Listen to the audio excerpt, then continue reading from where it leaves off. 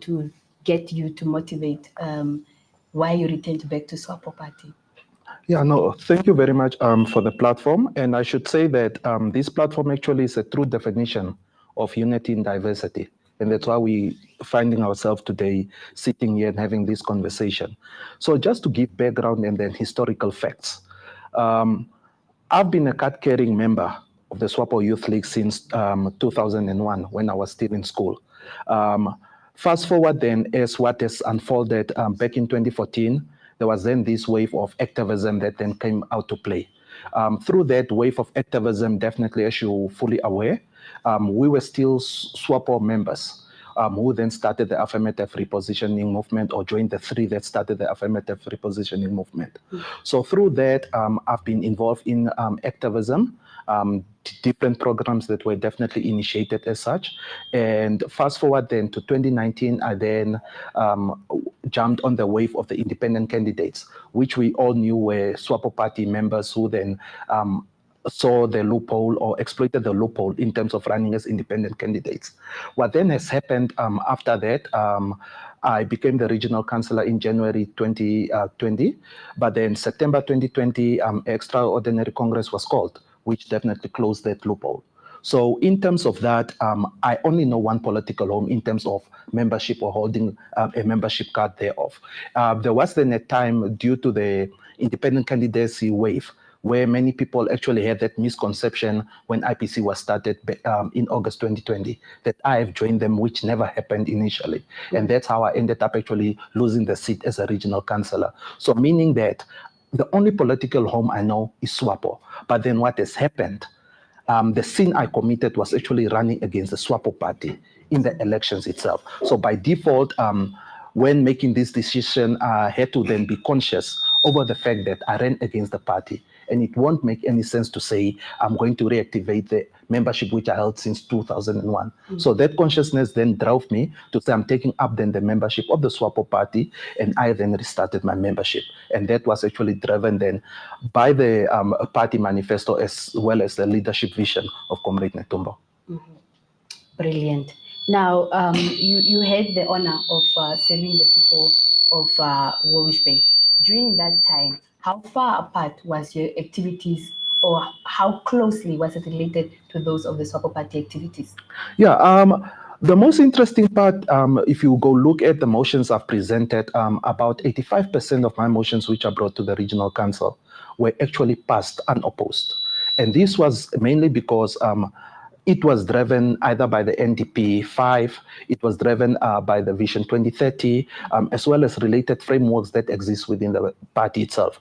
At the same time, also, we should know that with Walvis Bay, since reintegration, there's always been a master plan in terms of how the program of Walvis Bay need to be dealt with. And when I ran in office, it was actually protest action to say we've not achieved those goals. And it then stems back as far as the 1989 manifesto of the SWAPO Party, and then the programs which was set, which the current president was the CEO of Walvis Bay at the time. And that is basically what I went on to achieve, and also guided then by the late Nathaniel Makhwilili, who has been my inspiration and has been always that guiding principle in terms of the programs that I've been pushing, were always emulated around his activism, as well as also his work in terms of workers' fights and so on.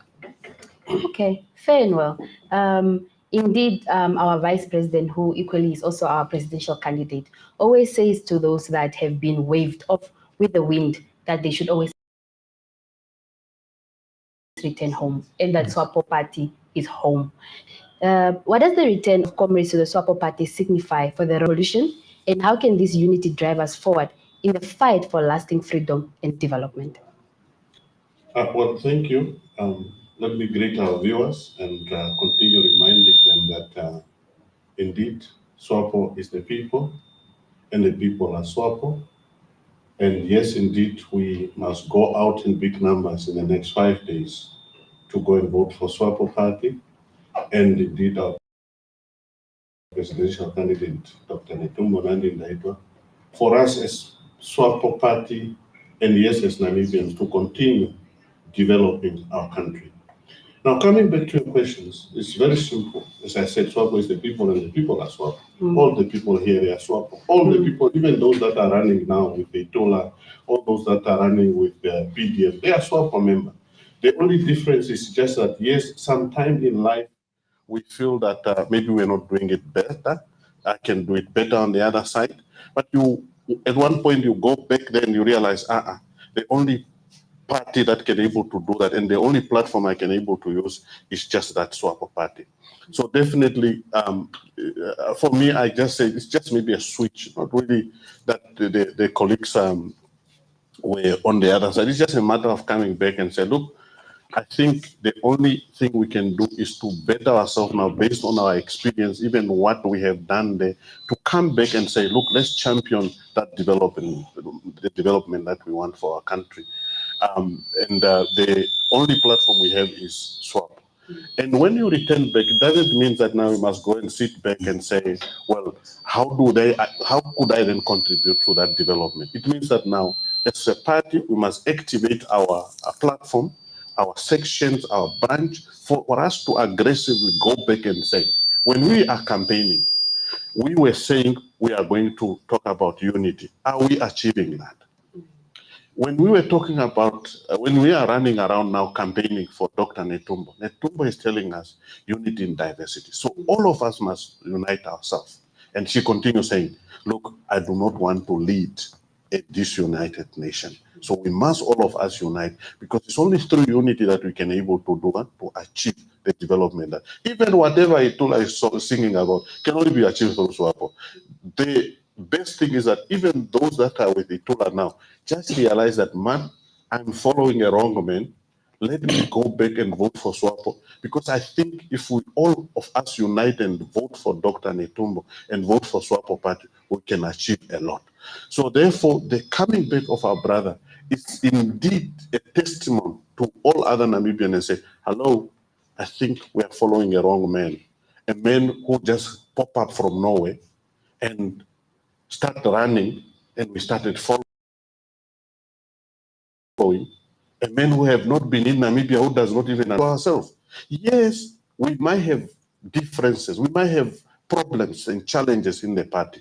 Challenges could be corruption, and we cannot shy away from it. If the comrade have done something corruptly, it does not remove the development and achievement that we have done.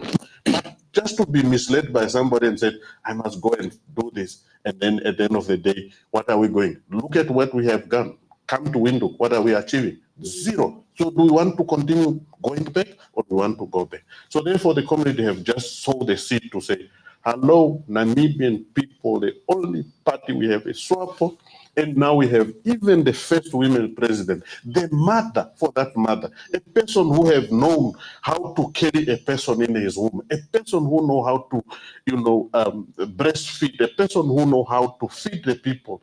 How can we go wrong? So therefore, for me, I call those that are even standing against a coward. You can never, if a woman slapped me, I will run away. I'll run away.